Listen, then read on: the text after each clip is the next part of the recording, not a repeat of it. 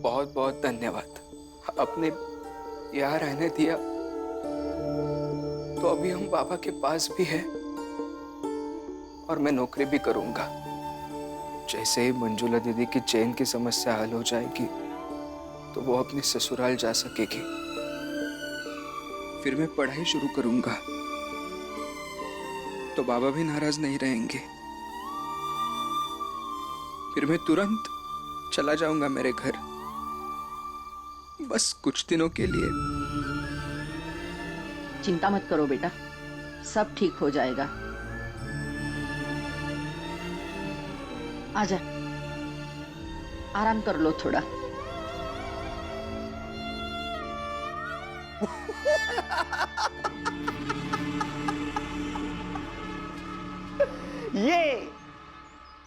ये मेरी जिंदगी की सबसे बड़ी खुशखबरी है हितेश। भीमराव ने खुद ही घर छोड़ दिया और अब उसने खुद ही कह दिया कि वो पढ़ाई नहीं करेगा। वैसे अब मैं उसे पढ़ने भी नहीं दूंगा। रहा सवाल कि अब वो काम करेगा तो वहां भी मैं उसकी जिंदगी नर्क बना दूंगा। बैरिस्टर बनना था ना उसे, मजदूर बना के छोड़ूंगा। बस मालिक, यदि आपने ये कर दिया ना तो बड़ा मजा आ जाएगा। फिर वो हमारे बीच रह के हमेशा अपने आप को बड़ा जताना भी छोड़ देगा। फिर उससे एक एक चीज का बदला लूंगा मालिक। बिल्कुल लेना।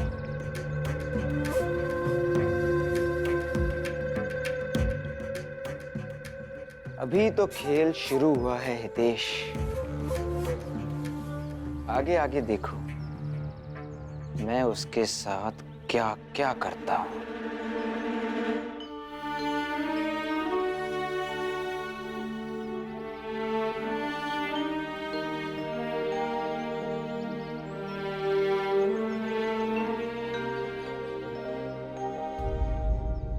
कितना सुकून मिल रहा है ना, भीम के बिना वाली सुबह की चाय पीकर। घर और जीवन दोनों शांत लग रहे हैं। अरे मंजुला, तुम्हारी चाय ठंडी हो रही है, आ जाओ। मैं भीम को दूध और रमा को चाय देकर आती हूँ। दीदी, ऐसे भीम भाऊ के पास जाओगी तो उन्हें यह एहसास नहीं होगा कि उन्होंने घर छोड़ दिया है।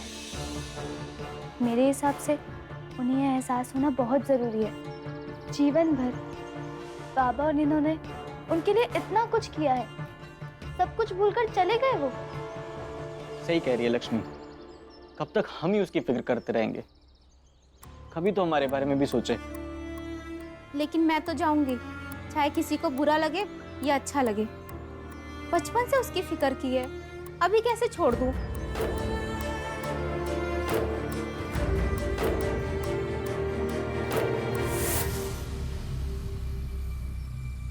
चल पुरंजन, काम पर जाने के लिए देरी हो रही है।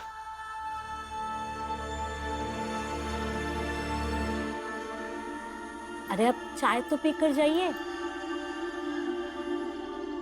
बाहर भी बहुत जगह चाय मिलती है। चल।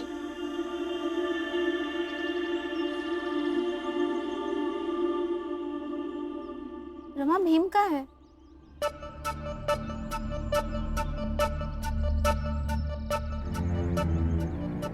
वो तो सुबह सुबह ही चले गए, कहकर गए हैं कि काम ढूंढ के काम करूंगा।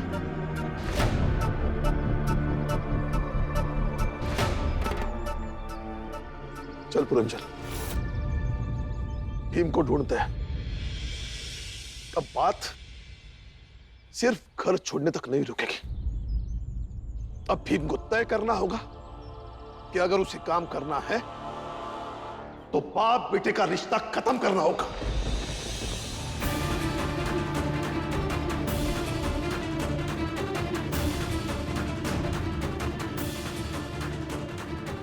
भैया, ऐसे मत बोलिए आप। भीम ने जो भी फैसला लिया है वो गुस्से में लिया है। हम उसे समझाएं तो समझ जाएगा। हाँ बाबा, आप गुस्सा मत करिए ना। भीम ने नासमझी में किया ये सब। आप इस बात को भूल जाइए ना बाबा। पापा, भीम आएगा तो मैं समझाऊंगी उसे। छोटा है, नहीं समझ पाया कि क्या कर रहा है। वाह वाह, बाकी चीजों में भीम बड़ा सयाना है और अभी नासमझ और नादान है। अरे भीम जो कुछ भी कर रहा है ना, सोच समझकर कर रहा है और सही कर रहा है। हितेश, तू आग में घी डालने का काम मत कर। रामजी बाबू ये आपको भड़काने का काम कर रहा है। सही तो कह रहा है। भीम को सिखाते सिखाते बूढ़ा हो गया। क्या सही है, क्या गलत है, क्या उचित है, अब उसे प्यार से समझाने की कोई जरूरत नहीं। अब मैं उससे बात करूंगा, वो भी आखिरी बात। चल पुरंजन। अरे बाबा आपको बुखार, आप ऐसे में कहाँ जा रहे हैं? भीम ने मेरा बुखार उतार दिया बेटा।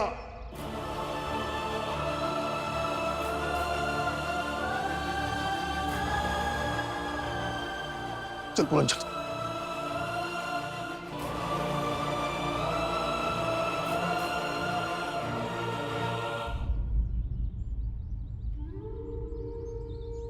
सामान बांध और घर चल।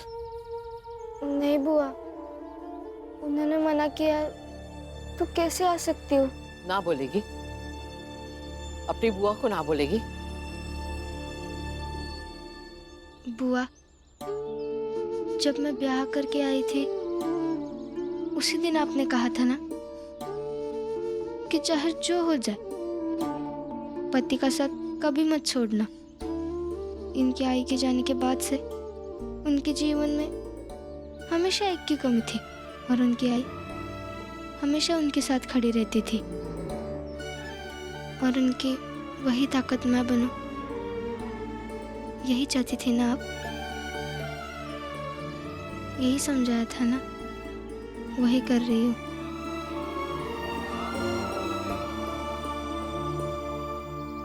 दीदी आप क्यों परेशान हो रही है? जैसी करनी वैसा हुआ। इतनी बार कहा था इससे कि भीम को समझा दे काम वाम पर ध्यान देने के लिए, लेकिन सुना नहीं इसने। अब अगर काम पर होता तो अचानक ऐसी नौबत ही नहीं आती।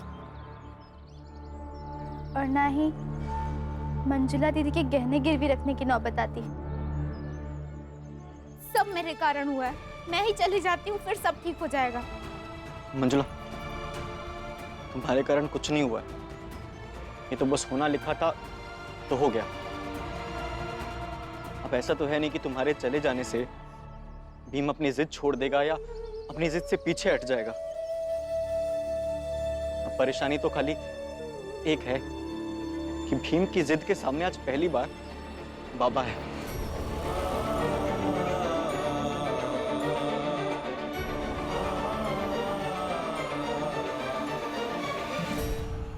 तुम्हारा बाबा अभी जिंदा है, तुम्हें काम करने की कोई जरूरत नहीं। हम लोग सदियों से ऐसे अंधेरे में रहते आए, लेकिन मैं नहीं चाहता कि आगे भी हम लोग वैसे ही रहे।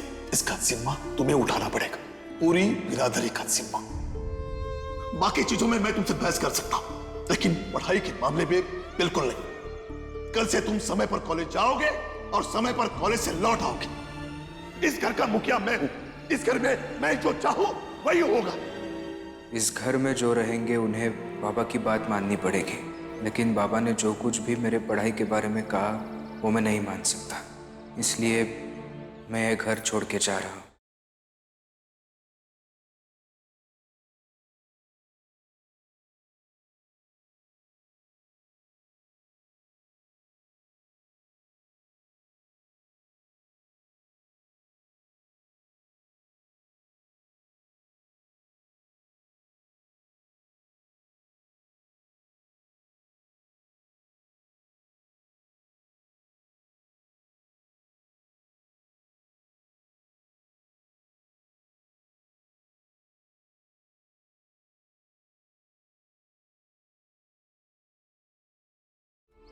बस बेटा बस, चुप हो जा, चुप हो जा। कैसे चुप हो जाऊं बुआ? आई ने मरते समय भी यही कहा कि भीम का ख्याल रखूं, और मैं क्या कर रही हूँ? भीम का ख्याल रखना तो दूर, मेरी वजह से उसे घर छोड़कर जाना पड़ा। ऐसी बात नहीं है बेटा। तो फिर कैसे है बुआ? मुझे बहुत तकलीफ होती है बुआ, बहुत दर्द होता है। कैसे समझाऊं मैं तुम्हें कि ये सब? तो फिर मुझे ही समझा दीजिए ना बुआ कि इस घर में भीम बहू और रमा इतने लाडले क्यों हैं? हमारे लिए तो कभी कोई नहीं रोया। मेरे पति तो कमाते भी हैं ना, और मैं तो इस घर की बड़ी बहू हूँ। लक्ष्मी, भीम अगर खुद से भी कुछ अच्छा करना चाहे ना तो ये लोग करने नहीं देंगे उसे, क्योंकि इन लोगों ने भीम को देवता बनाकर रखा है। और देवता काम करे ये कैसे हो सकता है? भीम देवता, तुम्हारा और मेरा पति सेवक है इनके, सेवक। जिसे तुम सेवक और देवता कहती हो ना, उसे रिश्ता कहते हैं। तेरी समझ में नहीं आएगा जीजा भाई। देखा, हर बार यही सब बोलकर चुप करा देते हैं कि मुझे रिश्तों की समझ नहीं है। बस ऐसे ही चुप रहूं, पत्थर बनकर जीऊं और एक दिन मर जाऊं। और तुझे भी समझा देती हूँ, चुप रहना सीख लो। और खासकर जब भीम और रमा की बात हो ना, तब कुछ बोलना नहीं है तुम्हें, चुप रहना है। नहीं रह सकती हूँ आई चुप। मैंने अपने पति का भी ख्याल रखा है और इस परिवार का भी। तो कोई मुझे ये नहीं कह सकता कि मैं एक अच्छी पत्नी और एक अच्छी बहू नहीं हूँ। बात को कहाँ से कहाँ ले जा रही हो बहनी? क्या मतलब है आपका दीदी? आप ही बताइए ना कि किस बात पे मैं रमा से कम हूँ? इसमें कि तुम रमा की तरह रिश्तों की कदर नहीं करती हो लक्ष्मी। और ये बताएं या ना बताएं, मैं तुम्हें बताता हूं कि तुम एक अच्छी बहू हो, अच्छी पत्नी हो, लेकिन एक अच्छी इंसान नहीं हो लक्ष्मी, और ना ही बन सकती हो। तो कैसे बनूंगी एक अच्छी इंसान? आपके भाई और उसकी बीवी के तलवे चाटने से बन जाऊंगी मैं एक अच्छी इंसान? तब शायद बन जाऊंगी। नहीं लक्ष्मी, नहीं बनोगी, क्योंकि तुम समझ पाओ कि भीम क्या करना चाह रहा है। और जो वो तरीका दिखा रहा है ना जीवन जीने का एक नया, उसे देखने की कोशिश करो लक्ष्मी। हाँ तो दिखाइए ना और समझाइए मुझे कि कैसे एक निठल्ला आदमी समाज को जीवन जीने का एक नया तरीका सिखा सकता है। हमारी और तुम्हारी जो जात है ना लक्ष्मी, उसे समाज में छोटी जात का कीड़ा कहते हैं, कीड़ा। और इसी धारणा को बदलने की कोशिश कर रहा है मेरा भीम, और इसीलिए पढ़ रहा है वो। और निठल्ला लक्ष्मी, निठल्ला भीम नहीं है, निठल्ला है तुम्हारा पति, मैं आनंद राव। तो पैसे कमाना तो जानता है, लेकिन हमारी जात की इस समाज में पहचान स्थापित नहीं कर सकता। तो जो काम भीम कर रहा है ना, वो इस दुनिया में कोई और नहीं कर सकता है लक्ष्मी। तो उसकी लड़ाई में जो थोड़ा योगदान हम कर रहे हैं ना, वो हमारा सौभाग्य है। और ये इतनी सी बात तुमसे छोटी रमा समझ गई, लेकिन आज तक तुमको समझ में नहीं आया, और ना ही तुम्हें समझाने वालों को। समझ गई हूँ, बहुत अच्छे से समझ गई हूँ कि भीम भाऊ की इस महान लड़ाई में हम सबकी आहुति दी जाएगी। ये तो नहीं पता कि ये छोटी जात के कीड़े का भीम भाऊ क्या करेंगे, लेकिन जो हो रहा है उसमें आपका जीवन, मेरा जीवन, हमारे परिवार का जीवन और मेरे पेट में पल रहे हमारे बच्चे का जीवन एक छोटी जात का कीड़ा जरूर बनकर रह जाएगा। भीम भाऊ की छोटी जात का कीड़ा। ढंग से बात करो लक्ष्मी। नहीं कर सकती ढंग से बात, और अब जो कुछ भी होगा वो आपकी वजह से होगा। अब दुनिया के इकलौते पिता होंगे जो अपने बच्चे का जीवन कीड़े की भांति बना देंगे, सिर्फ और सिर्फ अपने भाई की महानता साबित करने के लिए। वाह, अपने बच्चे की आहुति से भाई के भविष्य का निर्माण। लक्ष्मी चुप हो जाओ। आनंद,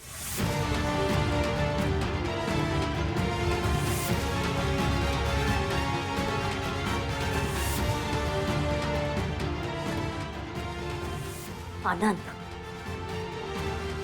पत्नी है वो तुम्हारी, वो पत्नी पर आप चुप रहिए।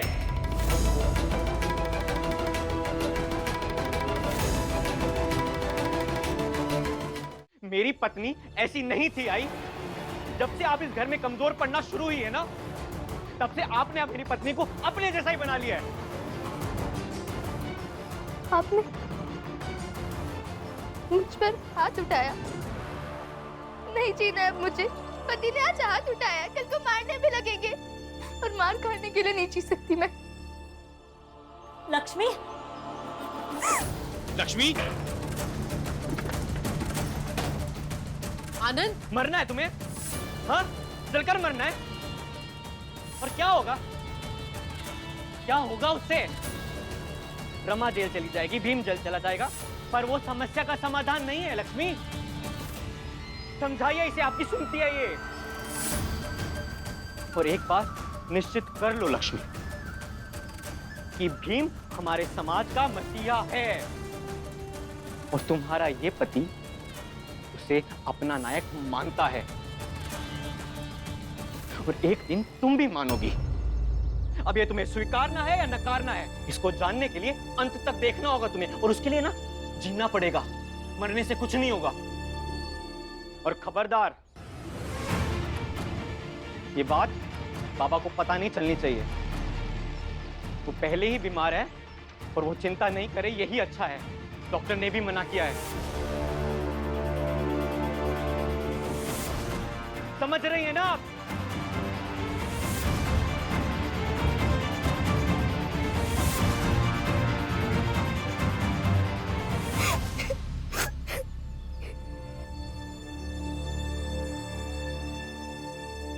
भीम, भीम, भीम,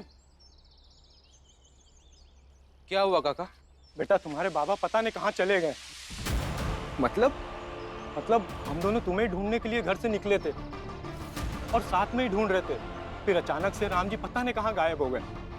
तब से मैं उन्हें ढूंढ रहा हूँ, लेकिन वो कहीं मिल नहीं रहे। जैसे राम जी मुझे बगैर बताए कहीं जाते हैं नहीं। फिर अचानक से क्या हुआ? काका, और उनकी तबीयत भी तो खराब है ना। चलो चल के ढूंढते।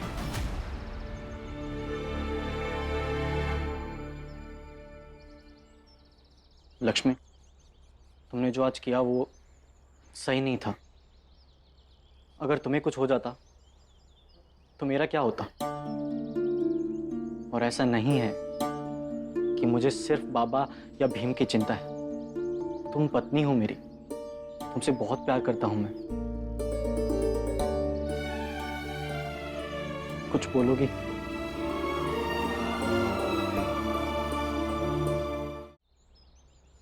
मैं भी आपको बहुत मानती हूँ, लेकिन अगर कुछ बोलती हूँ तो आपको बुरा लग जाता है।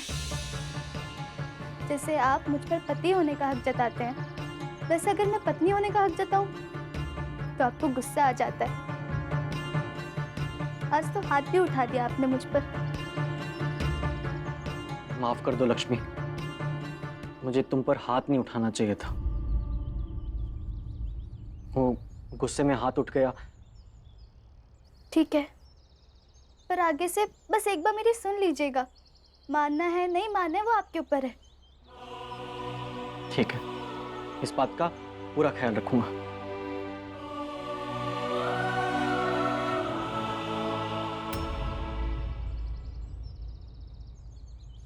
सही खेल गई लक्ष्मी। अगर पति पत्नी की पूरी बात सुनने लगे तो पति उसी दिन से पत्नी के वश में होना शुरू हो जाता है। बेटा यहीं तक पहुंचे थे हम लोग तुम्हें ढूंढते ढूंढते, उसके बाद यहीं से गायब हुए हैं राम जी। लेकिन गायब कैसे हो सकते हैं? भीमराव, आसमान खा गया या जमीन निकल गई तेरे बाप को?